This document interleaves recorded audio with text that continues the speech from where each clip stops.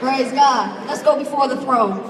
Lord God, we thank you for allowing us to be here today together, fellowshipping with one another, Lord God. We thank you, Lord, for your faithfulness. We thank you for being God in our lives. We thank you for this institution. We thank you for the vision of this institution. We thank you for the mighty man of God that's going to come before us to give a mighty word, Lord God. Thank you for giving him the boldness to speak truth to power, Lord. So, Lord, I just ask that you anoint him from the crown of his head to the sole of his feet, Lord God.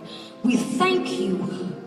And we honor you, Lord God, and we just ask that you just have your way in this place. It's in your Son's name we do pray. Let the people of God say amen and amen.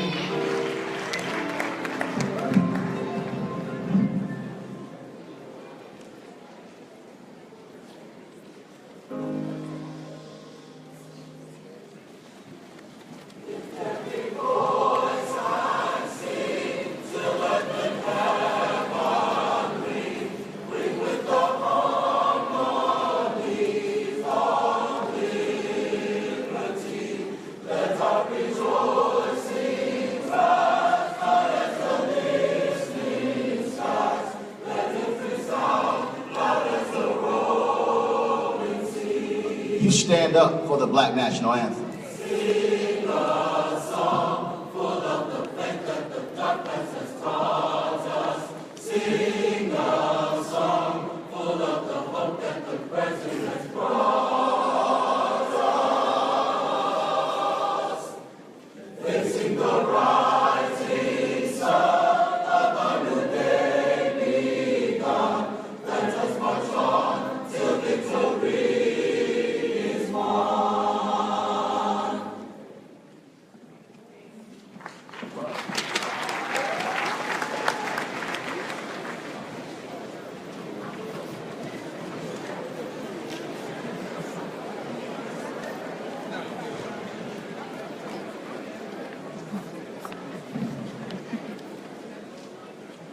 A people without the knowledge of their past history, origin, and culture is like a tree without roots. To President Gallo, executive cabinet members, faculty, staff, and students, good morning. I am Adarian Williams, the 2016-2017 Student Government Association Chief of Staff, and it is not only an honor but a privilege to stand before you to extend a word of welcome to today's Black History Month convocation. Black History Month, or National African American History Month, is an annual celebration of achievements by Black Americans and a time for recognizing a central role of African Americans in U.S. history. The event grew out of Negro History Month, the brainchild of noted historian Carter G. Woodson and other prominent African Americans. Since 1976, every U.S. president has officially designated the month of February as Black History Month. Other countries around the world, including Canada and the United Kingdom, also devote a month to celebrating Black history. As this program and Black History Month continues, I leave you with this quote by Maya Angelou. Your ancestors took the lash, the branding iron, humiliations, and oppression because one day they believed you would come along to flesh out the dream. Thank you.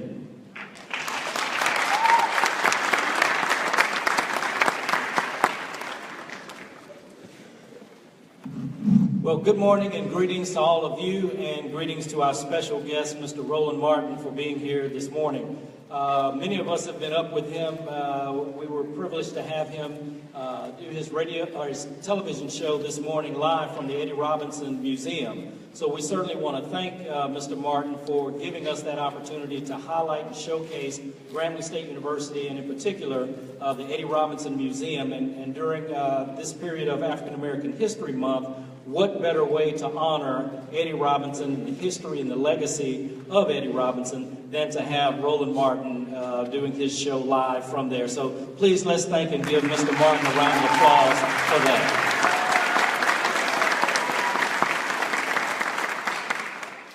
And as I think about the fact that he is here, I'm reminded of the motto of the 100 Black Men of America. Their motto is, what they see is what they will be. And so when you see someone like Roland Martin here at Grambling State University, that you will be smart, you will be intelligent, you will be articulate, you will be successful, you will be driven, you will be motivated to be all that you can be. We have an internationally known celebrity right here on our campus. We want to thank him for being here, and thank you all for your attention to today. God bless you and thank you.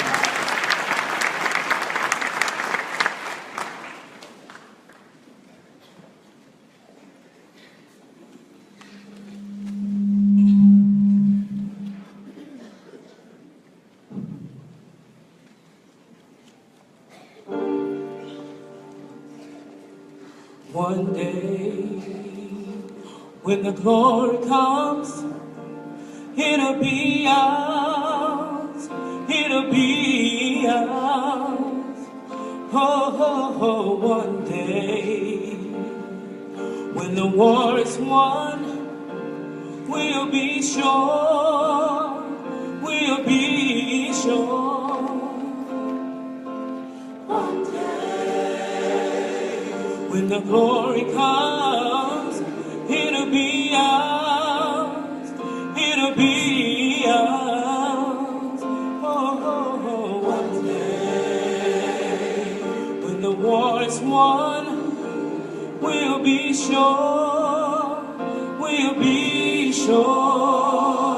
Oh, oh, oh, glory, glory, glory. Oh.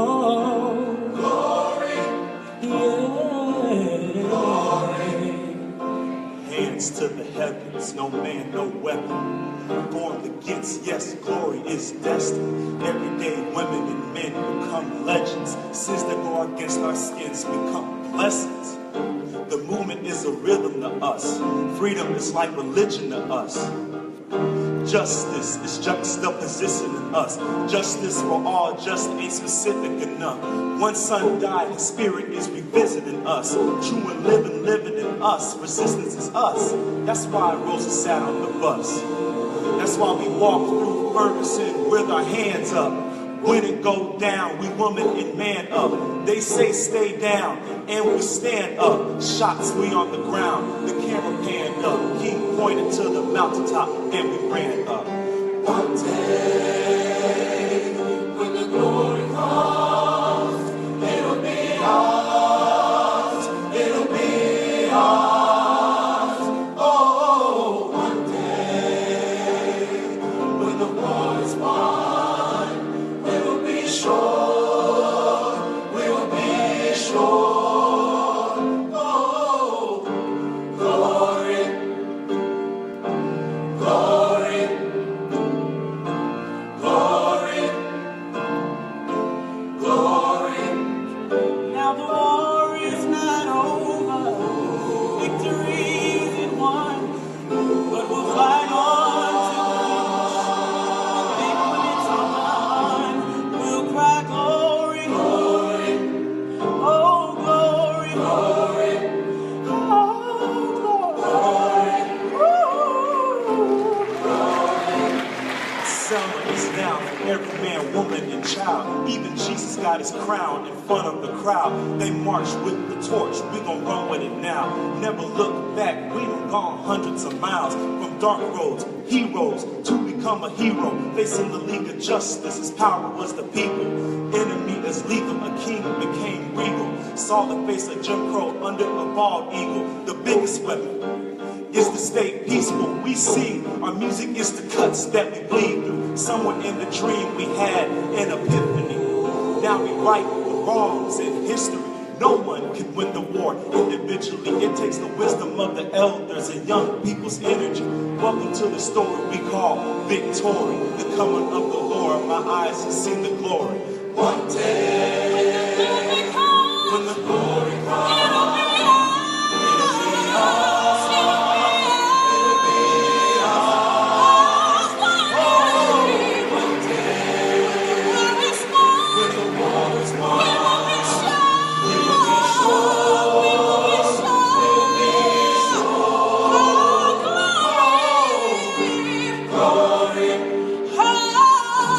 Glory, glory, glory, glory.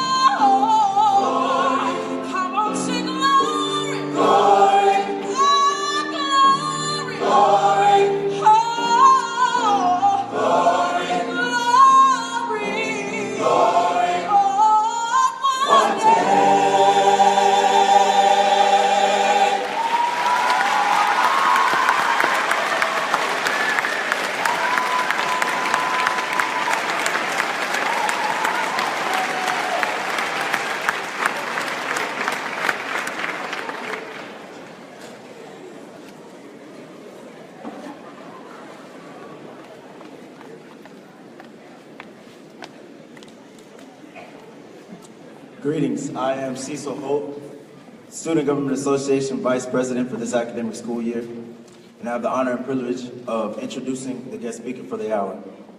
Over the course of a journalistic career that has seen him interview newsmakers ranging from multiple U.S. presidents to top athletes and entertainers in Hollywood, Roland S. Martin is a journalist who has always maintained a clear sense of his calling in this world. Martin is the host and managing editor of TV One's News One Now, the first daily morning news program in history to focus on news and analysis of politics, entertainment, sports, and culture from an explicitly African-American perspective. News One Now airs weekdays on TV One at 7 a.m. Eastern. Martin is also a creator and host of The Roland Martin Show, a daily syndicated radio broadcast in 20 markets across the country, a nationally syndicated columnist with Creator Syndicate and The Daily Beast, as well as senior analyst for the Tom Joyner Morning Show, where his daily segment is heard on more than 100 stations by 8 million people. Honored in 2013 with the National Association of Black Journalists Journalist of the Year Award, Martin is a two-time winner of NAACP Image Award and has received more than 40 professional media awards, as well as honors by numerous organizations for his contribution to the media. Martin spent 6 years as a CNN contributor and a member of the network's best political team on television. He earned the esteemed Peabody Award for his 2008 presidential election coverage. Roland has been named 3 times to the Ebony's magazine's 150 most influential African-American list, and was also named of the top 50 political prudents in the Daily Telegraph in the United Kingdom. Martin is the author of 3 books, Listening to the Spirit Within, 50 Perspectives on Faith, Speak, Brother, A Black Man's View of America, and the first at President Barack Obama's Road to the White House, as originally reported by Roland S. Martin. Roland is married to the Reverend Jackie Hood Martin, author of Fulfill the Art and Joy of Balanced Living. They reside in Washington, D.C. Can you all stand and give a warm welcome to our speaker, Mr. Roland S. Martin.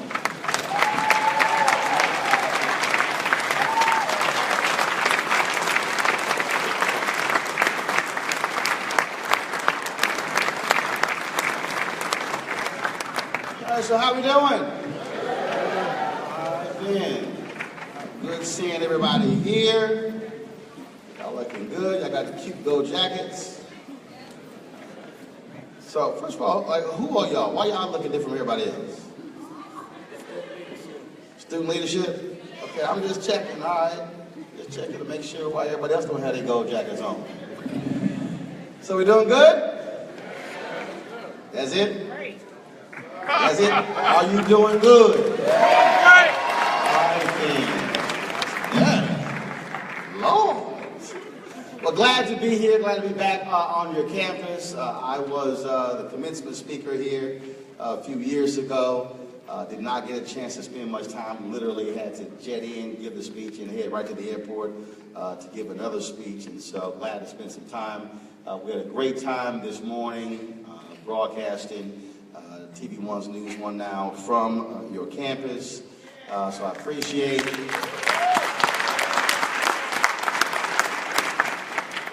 everybody who played a role in making that happen. To be able, some folks, they were up early. They're at 3:30 in the morning. We go live at 6 a.m. But it was great to be able to showcase the school and this campus to our audience.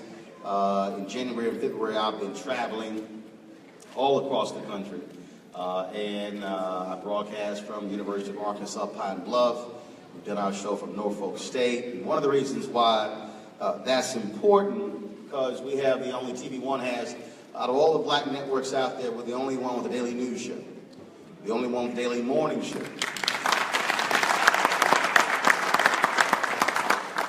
It's very easy to have platforms and to show comedies and award shows and dramas and movies, but if we don't have our own information sources telling our story, if we don't have our own sources showcasing our talent, being able to let folks know what we think about current issues, then we will have some serious problems. I'm not interested in asking somebody else, please, pretty please, can you cover us? That's why it's important to have black newspapers, to have black radio, to have black television. It's the same reason why you have to have black colleges, because if you let somebody else determine our future when it comes to education, then we will have a problem.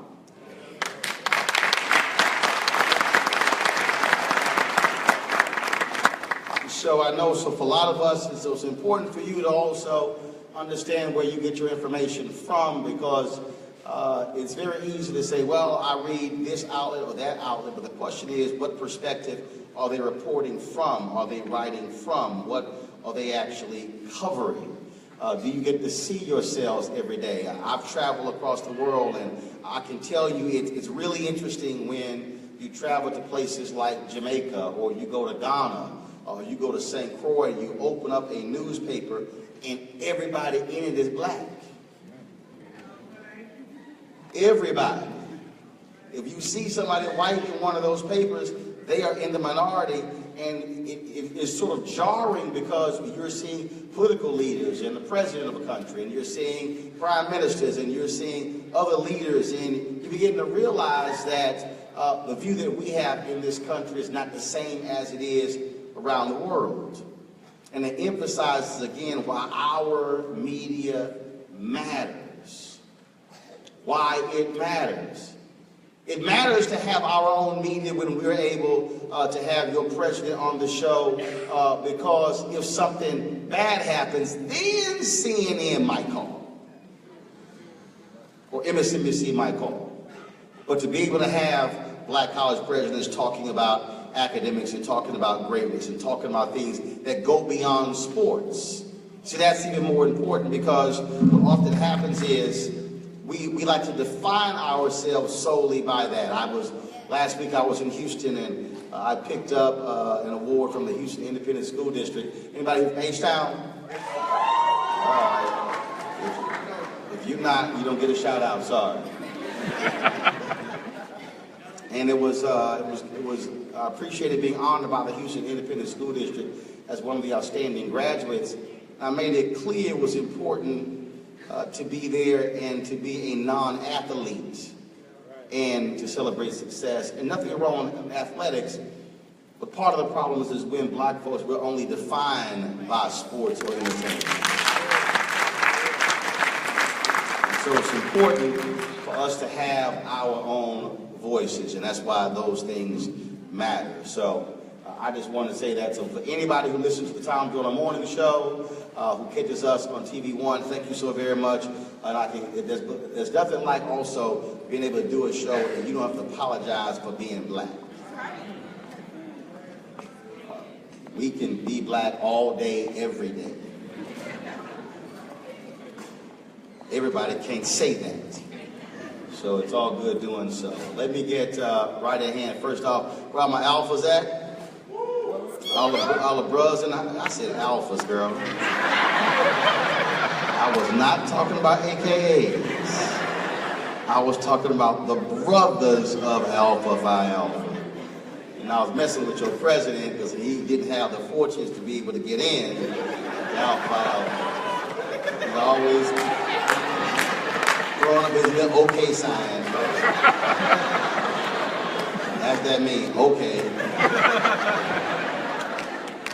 So I'm always messing with him.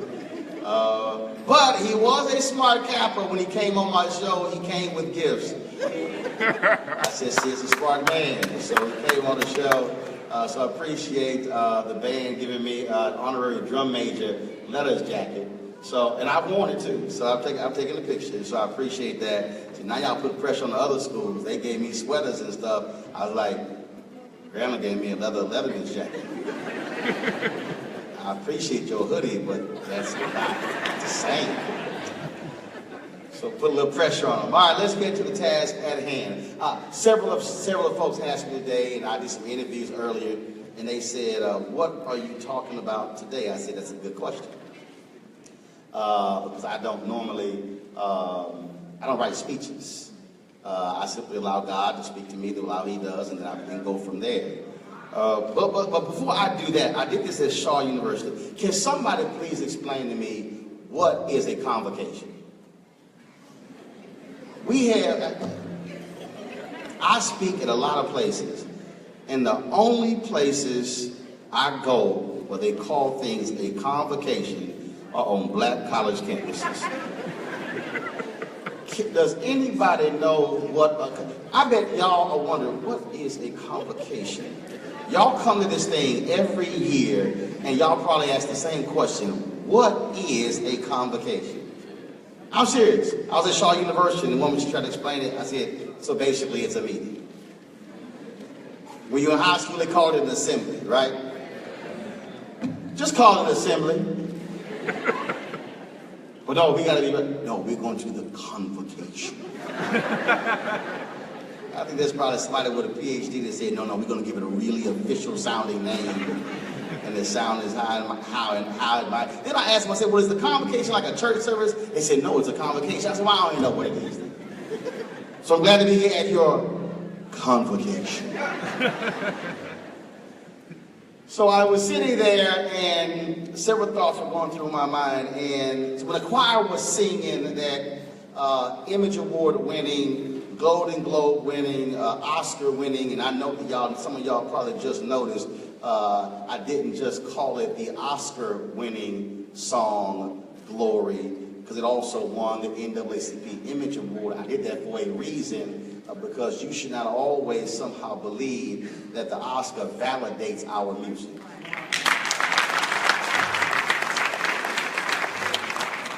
And we got to update that bio because I just won last week my 3rd NAACP Image Award. So we got to update that.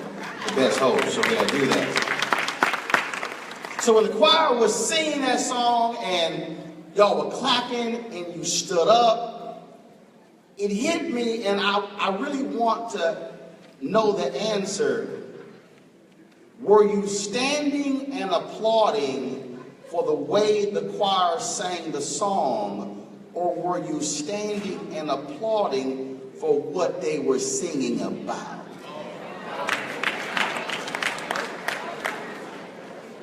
I was sitting there. Because see, every time I hear that song, something inside of me moved, something. And I was sitting there, and as I was listening to that song, I began to think several different things and begin to feel a certain way. And so as I was even sitting there with my eyes closed, and I could feel the room sort of shift as they began to sing. And I was still wondering, are they clapping and applauding for how they are singing it, or for exactly what they are singing about? That's important because if you listen to those words, then you begin to understand exactly what that song really is talking about. When you begin to listen to when Common says freedom is like a religion to us, when you hear them say one day the glory comes, you begin to visualize, and they talk about Selma, and you're sitting there and you're going, that song really means something. I've had the pleasure of interviewing John Legend and Common. We just had a primetime special that featured John Legend, Common, Issa Rae, Journey Smollett, and we've aired it several times on TV One, and they talked about how that song came about. And what happened was they were making the movie Selma, and as they were editing, Ava DuVernay said, we need a song in this place in the movie. And so she called Common and she said, bruh, I need to get a song. And then all of a sudden, Common got Rhyme Fest, and they were contemplating it. And so he then calls John Legend, and he says, John, we got to do this song real quick, and I sent you 2 or 3 ideas. And he sent the ideas to John Legend, and John was touring in London. And John Legend had one day to be able to go into the recording studio and drop his part of the song. And when John saw the titles and the different themes that Common sent him, he latched onto glory. And then John sat down at the piano and began to belt out the lines, and it began to fall into place. And he then sent the audio track, emailed it back to Common. And the moment Common heard what John put down, he said everything else just began to fall into place. And then that became the signature song for Selma. And then all of a sudden, it goes on to win numerous awards. They performed that song in different venues, and they blew the house down at last year's Oscar ceremony, and then they won the song for Best Song. And I'm always thinking about those words because the song connects the past and the present. The song connects a Black Freedom Movement and the Student Nonviolent Coordinating Committee and CORE, the SCLC and NAACP with Black Lives Matter. The song that says, he talks about the wisdom of the elders and the energy of the youth. And you hear that song and you realize that what they're saying is we cannot move forward, we cannot prosper unless we have both sides operating together. So a lot of us have gotten caught up in this whole deal of, man, I ain't trying to listen to nobody who's older. All right, knock yourself out. And then you have folks who are older who say, I don't want to hear nothing from anybody who's young because you don't know nothing. But if that's your position, then both sides are losing out because we cannot move forward unless we have older and younger operating at the same time. I'll give you an example. And I don't mean to embarrass them, but this is just the reality. So today we were doing a show, and after the show was over, and we were doing some interviews. And so some of your students who are trying to learn to be journalists were about to interview me. We were ready to go. I'm ready, they're ready. And one of them said, did you bring the card to take this in the camera? And they looked at each other, and I knew exactly the answer. I was like, uh-oh, somebody messed up. And they kind of looked at each other, and they were trying to figure it out. They didn't want me to know what the problem was, but I already figured out what the problem was. And I just stood there and looked at them going like, y'all ain't gonna get an interview because y'all don't have a card to do the interview with. So I then walked off, went to my bag, pulled out my own camera, that HD camera right there. I said, y'all might want to put this on your tripod. Because I got a card in mind, so you can record on my camera the interview, and then you can just download it to a flash drive, and now you have it. Now see, somebody could have thought, we millennials, we got this. This new technology. He 48, how he know? First, I got 5 HD cameras in my bag. I roll with my own gear. I can set my own stuff up.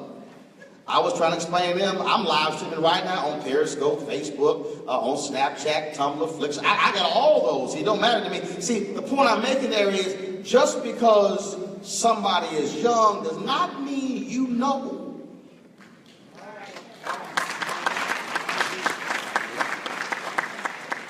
I'm saying that because when we talk about where we have to go as a people, it requires all of us playing a role and not somehow saying somebody else is irrelevant with where we're trying to go.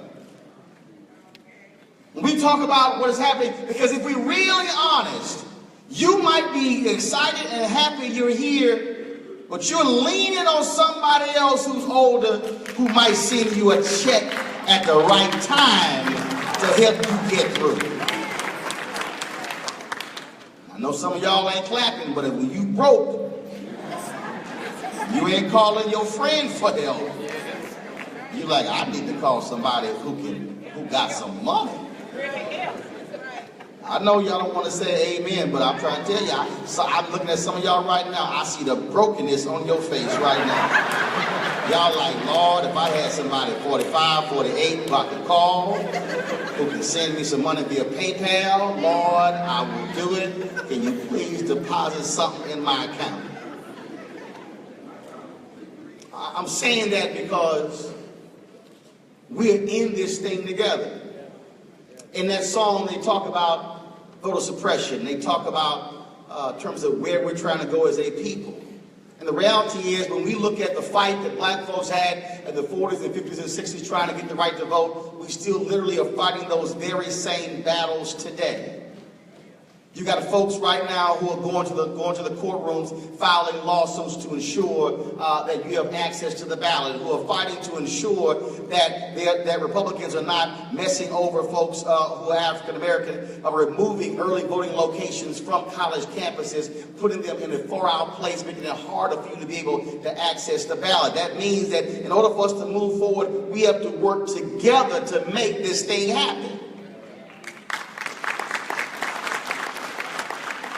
Same thing applies to what happens on this campus, because you as a student, you might say, we need this, we need that, but if you do not have the cooperation and working alongside alumni, faculty, and staff and administration, it may very well not happen. Again, we are all in this thing together.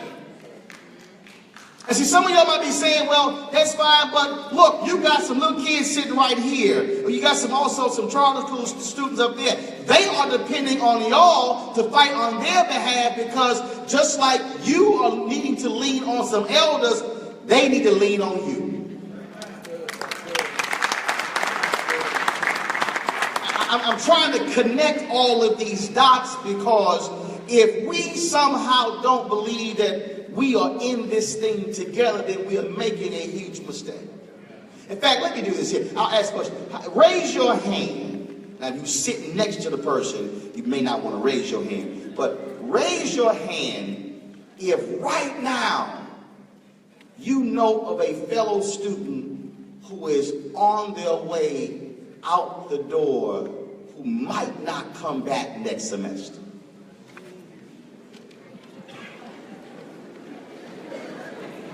Now, put your hands down. Now I want to know how many of you are trying to help that student stay here. See, not all hands went up. Now let me explain that. Here you are on this campus. You see a fellow student struggling. They may very well flunk out of Grambling. You see that happening, but you say, ain't my business. You say, I'm too busy. You say, I can't take on something else. But imagine if that's you next semester. And imagine if you were in that situation and you're hoping and praying there's somebody who's willing to work with you, to study with you, to partner with you, to ensure you're able to stay. You don't know who that potential graduate is. You don't know what they might be when they leave. You don't know what business they might start. You don't know what career they might go in. You don't know if that's the person who one day might hire you, might make a loan to you. You don't know any of that, but you potentially could be helping one of your greatest graduates stay in school by virtue of caring about them right now. But the question is, what are you prepared to do?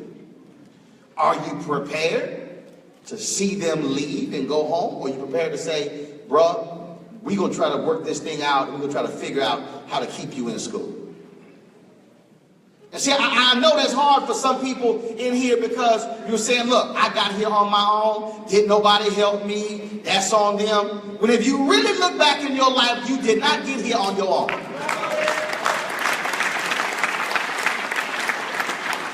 Somebody was willing to work with you and study with you and stay late and pray a lot to make sure you're able to get here. So you have a responsibility, because if you walk around with the cute shirts and have the posters on your wall, I am my brother's keeper, I am my sister's keeper, well then you need to act like it.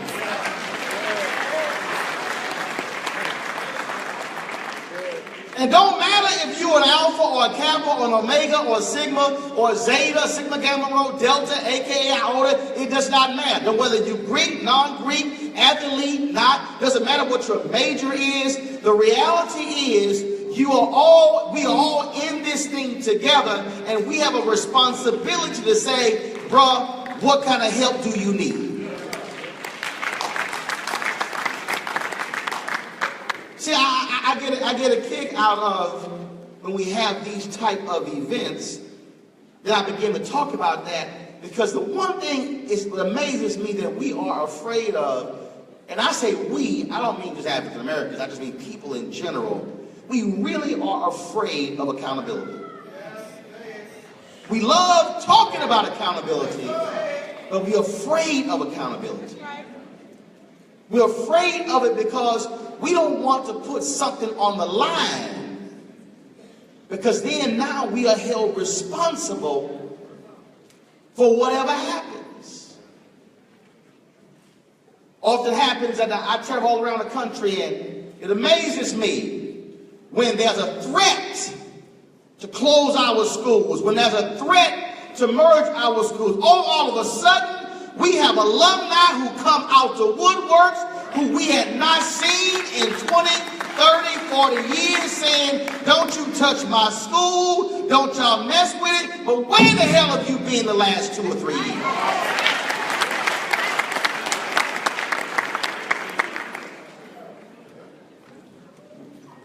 We watch as our schools struggle, and we watch as folks kill themselves to fly first class and get in the 4 or 5-star hotel for the Bayou Classic,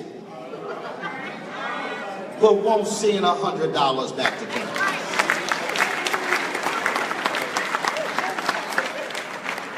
Now, I know, just I guarantee you somebody's sitting here saying, well, yeah, that's real easy for you to say because, you were the Texas A&M University. Oh, well, let me make it perfectly clear. The day I walked onto that campus, they made it clear you were going to give back. That came with the degree. See, it wasn't this whole attitude of, well, it's optional. No, it's not optional. See, we can't talk in Black History Month about how our schools were created and when they were created and when freed slaves put together their pennies and nickels to launch the schools, and somehow today we are the smartest, most prosperous groups of African Americans and our schools are struggling. That simply does not make any sense. We have to take it upon ourselves to say we can't expect the state or corporation to somehow make sure that our schools are still here. The question is, how are we ensuring they're here? How are we tithing back to our institutions to make sure that the person coming behind us has the ability to be able to go to school? And I'm saying that to you right now because I need you, even as you are a senior or a junior or a sophomore, as a freshman, thinking about what your legacy and your contribution is going to be to this institution, because that's how the institution will be able to thrive and prosper, is if you are thinking legacy. See, I call these Negro check-off events. Every year, you a Black History Convocation. Y'all go, all right, Black History Convocation, who going? Let's go. Take some pictures, tweet it, tell somebody we showed up. See y'all next year. But really what these events should represent, these events really should represent for us a recommitment ceremony to our people. See, it's easy to celebrate all the prominent African Americans and what they've done. It's easy to talk about, oh my goodness, the great graduates of Grambling and what they did and what they accomplished. Oh, it's great to go to the Eddie Robinson Museum and see all the jerseys and say, oh yeah, did y'all see the Super Bowl pregame where they honored all the HBCU grads and there were 4 Grambling graduates? It's real great to say all of that. But the question is, are you willing to do what's necessary to ensure you're going to have great graduates elsewhere? Is this the place for you to say, I need to recommit to my blackness? See, for me, blackness ain't got nothing to do with a meme or a gift or a t-shirt. Don't mean anything to me when it comes to your natural hair. It means nothing to me when it comes to what kind of jacket you have on. It means nothing to me what kind of black power slogans you memorize. To me, blackness means, what is your commitment to your people?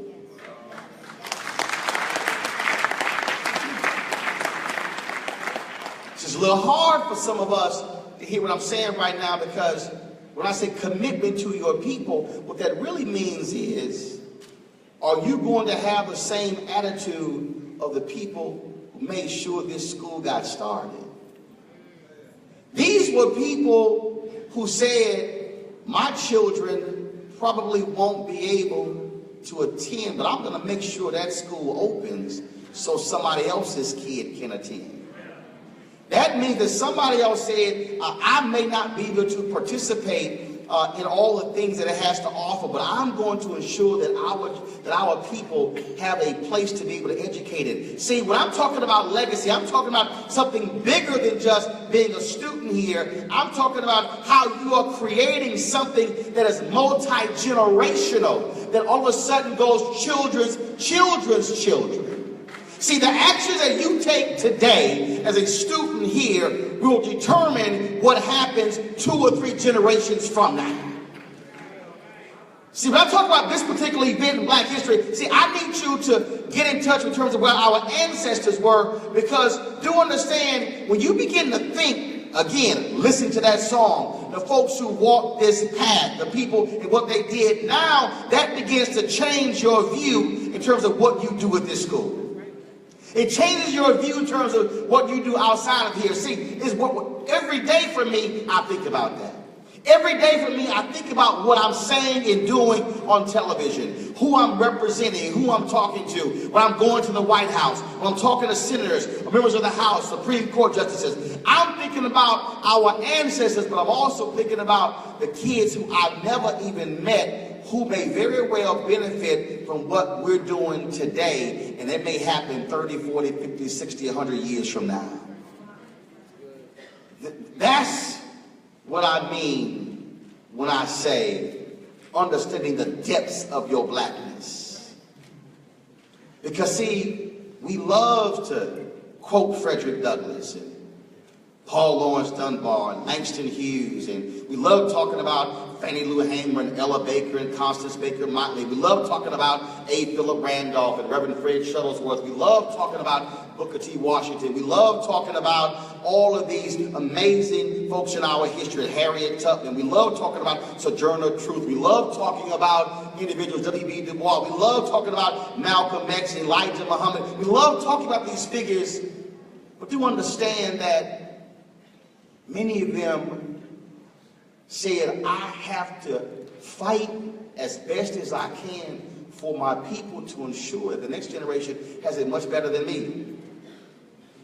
So my challenge for you is for you to look at where you are right now as a student and say, not only what can I accomplish with my life, how great can I be, but how can I ensure that the next brother or sister will not have to walk through the same painful path that I had to walk through. That they will be in a position where they can even be stronger and greater than what I had to deal with. When I interviewed Willis Reed today, one of the 50 greatest players in NBA history, he is one of the brothers who paved the way for Steph Curry and Carmelo Anthony and LeBron James. He didn't want them to have it just as hard as he had it. He said, no, we want to make their path easier for them to be able to grow and prosper. That's what it means to be a legacy. That's what it means to be a legend. That's what it means to be great. You have the capacity right now to do that, but will you take it and run with it?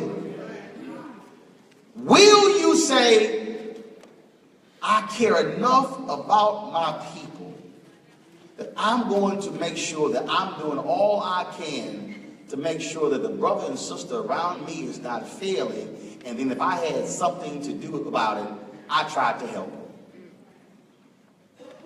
I tried to help feed them. I tried to help clothe them. I prayed with them. I tried to help them when it came to class. Now, let's be clear. If some people don't want help, then you move on.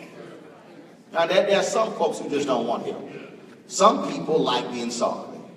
I don't quite understand it myself, and y'all know it might be some folks in your family like being sorry. I know, look, we all got them in our family. You can look at them and say, you just like being sorry, huh? And you go, okay, fine. But my point is, a lot of us are so afraid to ask for help, and we're screaming it, and we're not even saying anything, and so they're just waiting for somebody to say, sister, what do you need? How can I be of assistance? Those few words I learned from a brother in Chicago, now deceased Ronaldo Glover. Whenever somebody called Ronaldo, whenever somebody met Ronaldo, Ronaldo would say, how can I be of assistance? He wasn't saying, what you need? What you need now? What Ronaldo understood was that if he could be of assistance, something may happen down the road that it would somehow help him. And see, the brother who stood up here and he read all of this, I need you to understand how assistance comes back to repay you. See, I was a junior in high school at Jack Yates High School in Houston. And we had career day at the high school. And two folks came in, one white male, one an Asian woman. One, she was a municipal judge, and he was in the import-export business and was the former chair of the Texas Republican Party. Now, we're sitting in the classroom, more than 30 people, and they come in and they're talking, and a lot of them are looking like some of y'all looking at me right now. And so, when it came time for questions, teacher said, who has a question? Whole class, nobody said a word. So I'm looking around, I go, all right, cool. I start spitting questions. And since this guy was a former chair of the Texas Republican Party, Reagan was the president at the time, I began to hit him with questions about policies of Ronald Reagan. Now, I know what he was looking at me. I know he was thinking, I don't know who this little black kid is, asking me all these damn questions, but man, what is wrong with this kid? Because I'm just hitting him with questions. When the class was over, my teacher asked me to escort them to the next class they had to go to. And so he began to ask me questions, trying to figure out how did I know all these things that I was hitting him with as simply an 11th grader in high school. So y'all can understand, mom and dad didn't go to college, but daddy watched 5 hours of news a day. Daddy read the newspaper. I read the newspaper. So I was caught up on current events. So I was able to have a discourse with him as a result of Daddy watching the news and reading the paper. And so I woke up to the class, and he was so impressed that he later called my house that night, told my parents they did a great job raising me. And they said, hey, my daughter goes to Texas Christian University, and she's studying journalism. Man, they could really use a student like him. I'm going to make a call on behalf of him to the school to say, y'all need to recruit him.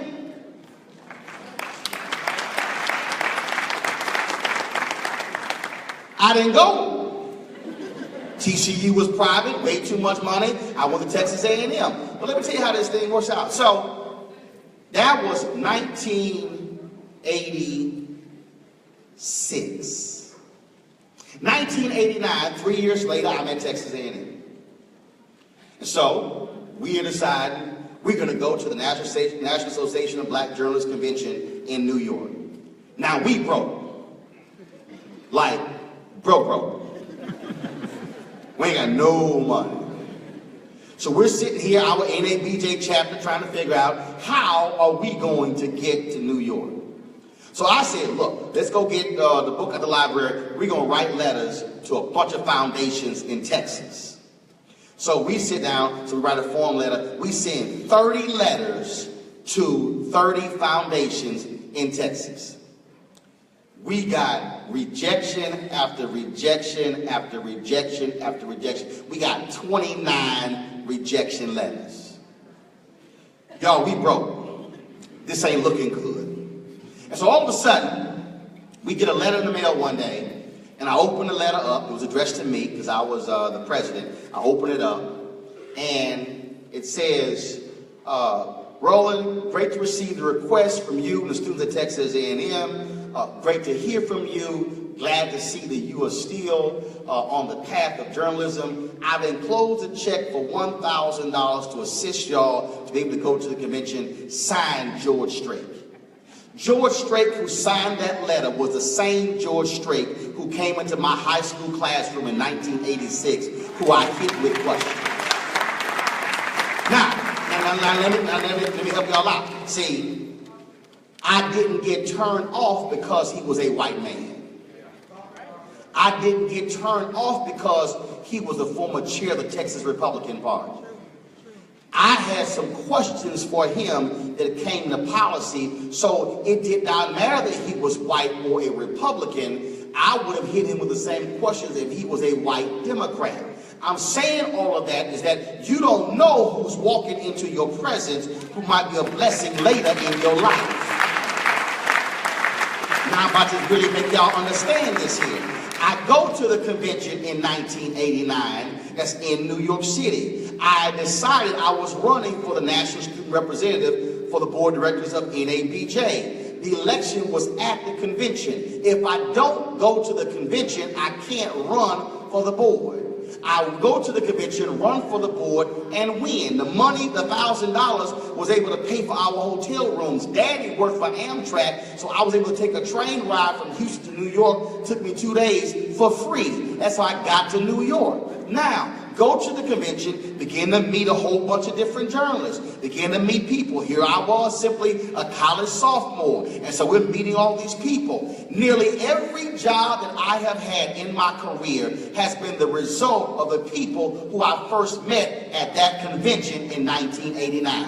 Now, every job. So y'all sitting here saying, well, that's great. You on TV One right now. Yes. But guess what? TV One is 13 years old. TV One was founded 13 years ago. Who was the first CEO? Jonathan Rogers. Who is Jonathan Rogers?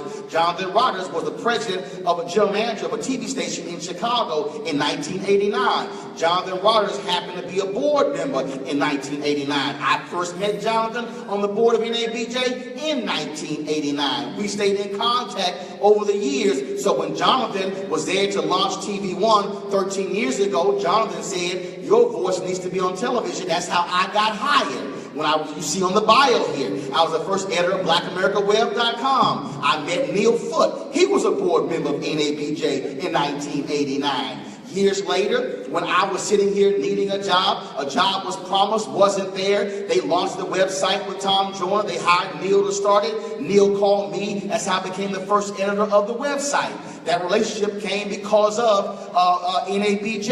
And I can go down the line and show you Fort Worth Star Telegram, Austin American Statesman. All of these jobs were as a result of those relationships.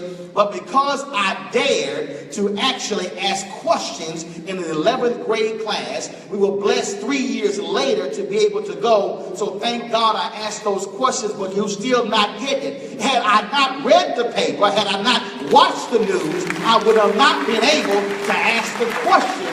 But see, it gets even better. The money we got wasn't just for Roland to be able to go to the convention. The money paid for 2 hotel rooms. It paid for other students to be able to go. All I'm trying to get you to understand is your actions today could very well be a blessing to other students that could also alter the course of your life as if you are willing to open your mouth and say something and do something.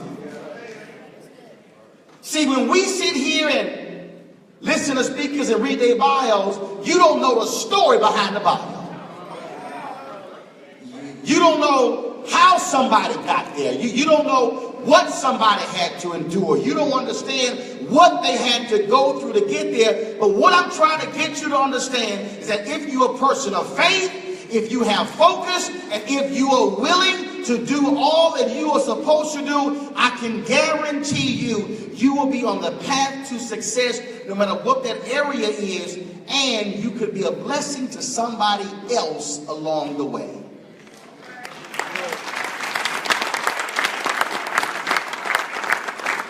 So here's what you got to decide right now. You got to decide right now, what am I prepared to do from this moment forward? How will my life change? What will I do walking out of that door? How will I act from now on? Have I been working as hard as I could to be the best I can be on this campus? Have I cared enough about my fellow brother and sister? So will I change my attitude walking out of that door? You have no idea who you're sitting next to. You have no idea that somebody in this room could be a tremendous blessing to you. And let me also be clear, you don't even know if the person who is a freshman while you are a senior could very well be the person who provides you seed funding for your business when you graduate. What I'm trying to get you to understand is that you do not know what the future holds for your life, but how you treat somebody today, how you work with somebody today, how you interact with somebody today could very well alter the course of your life tomorrow. But what are you prepared to do? Leaving here, I want the words the choir sang with glory. I want the words to resonate in your spirit. I want you to think about those words. I want you to think about what I am saying and understand that literally a simple, small action today could change your entire life. I did not know just asking a handful of questions would have somehow resulted in those chain of events. A chance encounter could literally cause you to go that way or that way. Are you willing to move out your comfort zone and be a blessing to somebody else and watch that thing return? It may not return in 30 days. It may not come back in a year. It may not come back in 5 years or 10 years or 20 years. In fact, it may not ever come. But I would prefer to do something today to be of assistance to somebody else and have a possibility of that being returned than for it not to happen. I cannot decide what you do. I cannot decide how you act. I cannot decide who you help. I cannot decide who you offer assistance to. But I'm going to leave you with this last one to understand how this thing works. And I'm going to use NABJ again. We're at an NABJ convention and a couple of students. It's a Friday. And I said, where y'all going? They said, we going home. I said, the convention ends Sunday. They said, yeah, but we only had enough money to come to the convention for 2 days. I said, are y'all trying to stay? Yes. I said, okay, where y'all staying? And they said, well, this is the hotel we're staying at. I said, fine, let's go. They go, well, where are we going? I said, we're going back to your hotel. And they were like, what you mean we're going back to the hotel? Don't y'all want to stay? They said, yes. We went back to their hotel. We went to the counter. I said, I need you to extend their 2 rooms for 2 days. Now,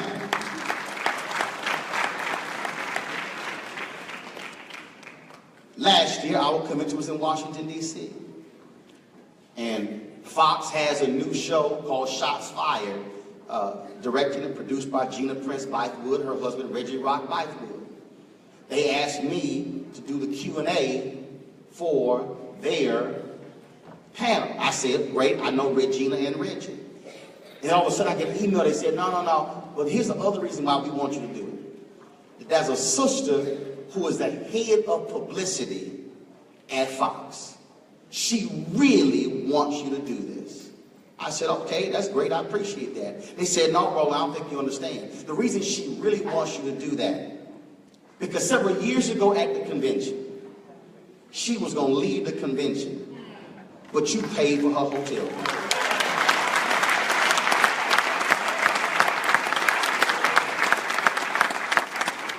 And I've had mothers come up to me at Essence and say, Mr. Martin, I appreciate you. And I say, why? They said, because you paid for my daughter's registration at NABJ, or my son, and I didn't even know who their daughter or son was. I've had the people call me at the convention, they say, Roland, we need some students who need to come. Can you pay for 5? Okay, fine, here's the check, pay for 5. I didn't even get their names, I didn't know where they were from, I didn't know what school they went to, but I paid for it. All I'm trying to say is, somebody blessed me, somebody helped me, somebody touched me, and if I could be a blessing to somebody else, I could have easily kept that money in my pocket. I could have easily spent that money on my 9 nieces and 4 nephews, but I said, no, somebody else needs a shot, and this may very well be the thing to propel them further in their career. You right now could be a blessing to somebody, but you have to decide to open your mouth and reach out and say, my brother, my sister, how can I be of assistance? That's your charge leaving here. Do you want to be a blessing to somebody else? And who can bless you? Do you want to help somebody else? Can they help you? And you never know the person who you helping, and they might very well be the person who's standing up here speaking to a future class of Grambling, and they might be able to say, thank God for my classmate who had the audacity to help me along this way of life.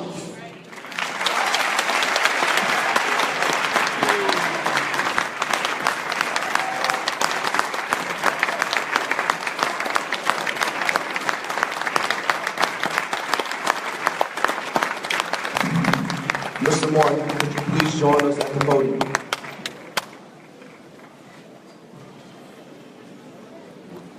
On the behalf of the best student body and the best HBCU here at Grambling State University, we want to thank you so much for the wisdom knowledge that you gave us. Here's a token of our appreciation.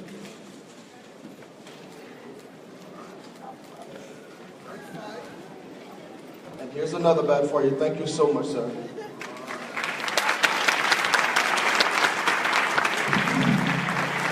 And after that good word, I think he deserves to wear a G on his lapel, so we're going to pin him as a G.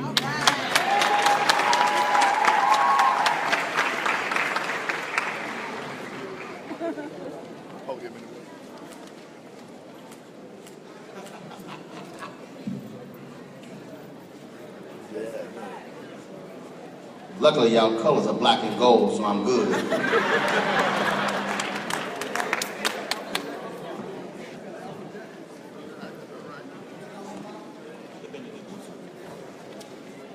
Everybody could please stand up, grab your neighbor's hand.